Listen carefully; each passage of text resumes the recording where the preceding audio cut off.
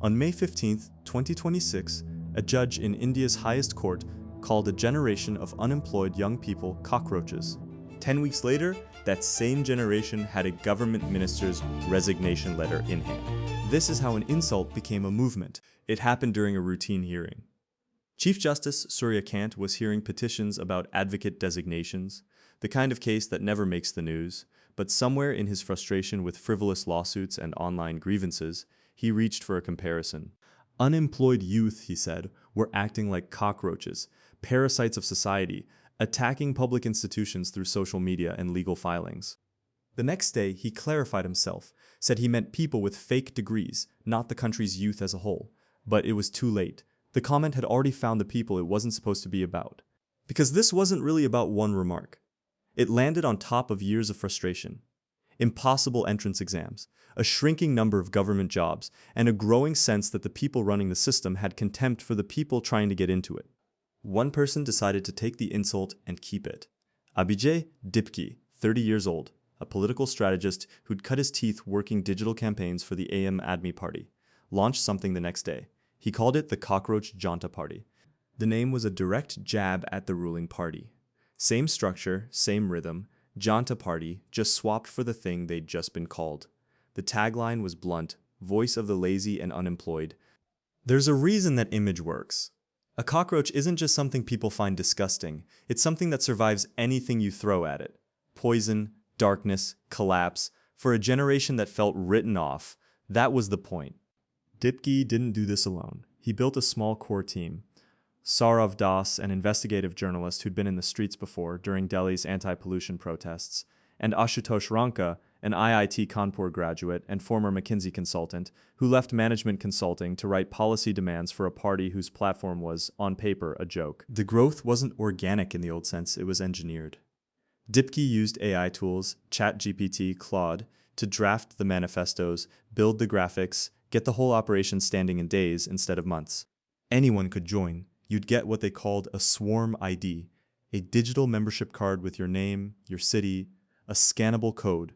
No fee, no sponsors, just a name and a number in something bigger than you. In 2 days, 40,000 people had signed up. In 5, the Instagram account passed 10 million followers. It kept climbing, 25 million, eventually past the official numbers of parties that had existed for decades. That kind of speed gets noticed on June 21st. The same day the country's medical entrance exam was being resat, the government blocked the party's main account on X, citing a risk to public order. The response took minutes. A new handle went up, Cockroach is back, and the conversation didn't stop. It just moved. At the same time, Dipki went to court. 2.5 weeks later, the Delhi High Court agreed with him. The account went back up. The exam had already happened. There was no more emergency left to justify keeping it down. Underneath the jokes was a document, 5 demands written in plain, serious language. Ban former chief justices from taking government jobs after they retire. Criminal prosecution for election officials who purge legitimate voters from the rolls, 50% of parliament and 50% of the cabinet reserved for women, without adding a single new seat, break up the media conglomerates and audit the anchors. 20 years ban from public office for anyone who defects from the party they were elected under. It was calling itself secular, socialist, democratic, and lazy. But nothing in that list was a joke.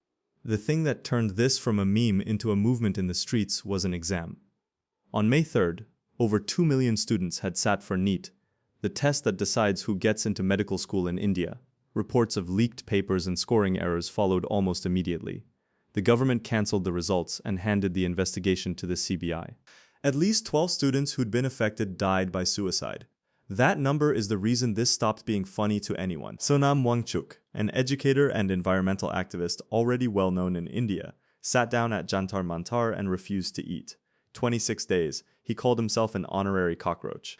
On July 20th, the movement marched toward Parliament. Barricades went up, then batons, then tear gas. Metro stations across central Delhi shut down. Dozens of student demonstrators were hurt, so were more than 50 police officers.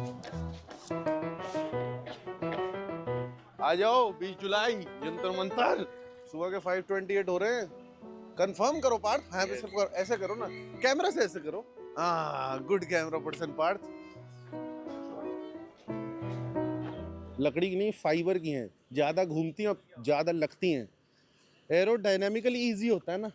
2 days later, the Delhi High Court issued notices to the police and the Home Ministry over a petition alleging excessive force. By July 24th, the government was negotiating directly.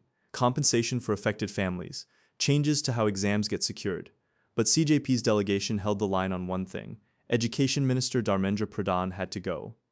The next day, July 25th, he did. Concern for his government. He promised a legislation. They removed several officials from the National Testing Agency that was responsible for carrying out that medical exam. But the Cockroach Revolt Party and its supporters have been steadfast. They've said their biggest and most important priority was to see the government take accountability, and that would only come if Dharmendra Pradhan resigned, which is why this is such a remarkable development. He's posted, as you said, on social media platform X. In his resignation letter, Pradhan said he was stepping down so students could focus on their education, not get pulled into a legal and political fight that had nothing to do with them.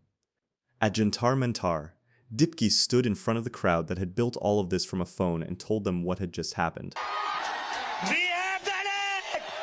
We have done it!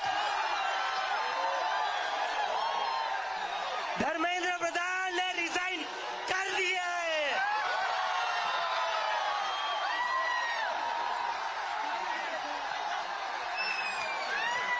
We have bloody done it! क्या कहते थे ये? क्या कहते थे? इस सरकार में इस्तीफे नहीं होते। क्या कहते थे? इस सरकार में इस्तीफे नहीं होते। हम कहना चाहते, झुकती है दुनिया, झुकाने वाला चाहिए। देखिए, धर्मेंद्र प्रधान का इस्तीफा तो हो गया है।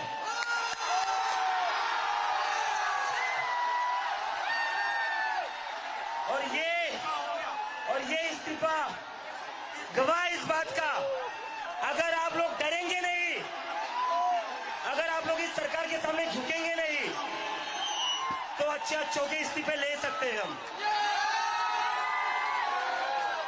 तो डरना नहीं है, डरना नहीं है। डेमोक्रेसी है। अगर डेमोक्रेसी में बोलने से डर लगने लगे तो कैसी डेमोक्रेसी है? By that evening, with compensation commitments and dropped charges against student leaders on the table, the CJP called the protest over immediate effect. Go home. There's a term for what the CJP was doing. Loftivism, using jokes and absurdity as the actual strategy, not just the packaging. It's harder for a government to treat you as a threat when you've already called yourself lazy and unemployable. It's harder to arrest a punchline. It also worked because it skipped the old machinery entirely. No party office, no seniority ladder, no waiting your turn. Just a sign-up form and a QR code, and millions of people who felt like they'd finally been let into something. None of this started because of one bad word from a judge. That word just happened to land on something that was already there. A generation that had spent years being told to wait, to compete harder, to accept a system that kept failing them anyway. The CJP never registered as an actual political party. It can't run candidates, can't write law. What it did instead was prove that a government could be moved without either of those things.